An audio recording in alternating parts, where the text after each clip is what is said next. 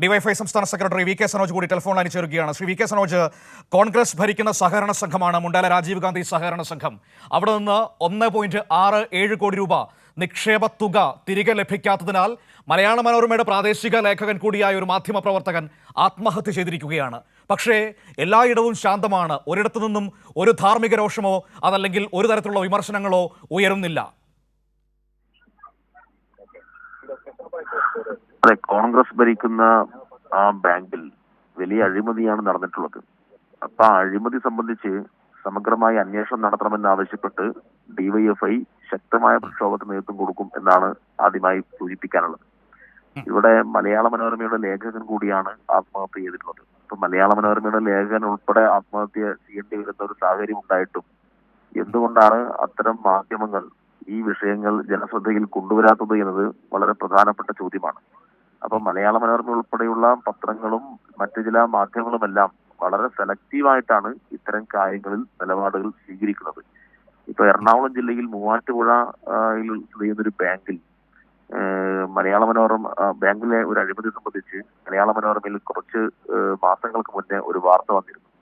ആ വാർത്ത ഞാൻ വായിച്ചപ്പോ എങ്ങനെ വായിച്ചിട്ടും ആ ബാങ്കിന്റെ ഭരണസമിതി ആരാണ് എന്ന് എനിക്ക് കണ്ടുപിടിക്കാൻ വേണ്ടി കഴിഞ്ഞില്ല.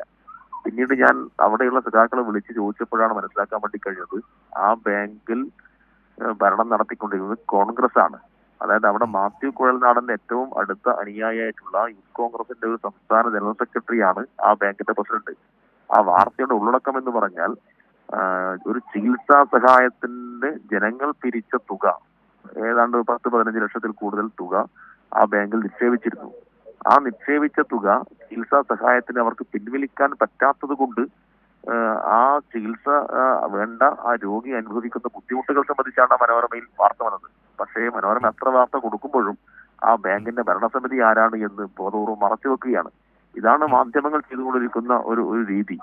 അപ്പോ ഇടതുപക്ഷത്തിന്റെ ഭാഗമായി നിൽക്കുന്ന ഏതെങ്കിലും ബാങ്കോ ഇത്തരം സ്ഥാപനങ്ങളോ ആണെങ്കിൽ അത് തുടർച്ചയായ ചർച്ചകൾക്ക് വിധേയമാക്കുക, കേരളത്തിലെ ബാങ്കുകൾ മുഴുവൻ തകർച്ചയിലേക്ക് പോകുന്നു എന്ന് വ്യാഖ്യാനങ്ങൾ ഉണ്ടാക്കുക. പക്ഷേ ഇടതുപക്ഷത്തിന്റെ ഭാഗമായി നിൽക്കുന്ന ഇത്തരം ബാങ്കുകൾ നടന്നുകൊണ്ടിരിക്കുന്ന കൊടിയ അഴിമതി സംബന്ധിച്ച് വാർത്തകളെല്ലാം തമസ്കരിക്കുകയാണ്. ഇത് ജനങ്ങൾ തിരിച്ചറിയേണ്ടതുണ്ട്. അതുകൊണ്ട് ഈ ആത്മഹത്യ സംബന്ധിച്ച് അനിയന്റെ വെളിപ്പെടുത്തൽ ഉണ്ടായിട്ടുണ്ട്.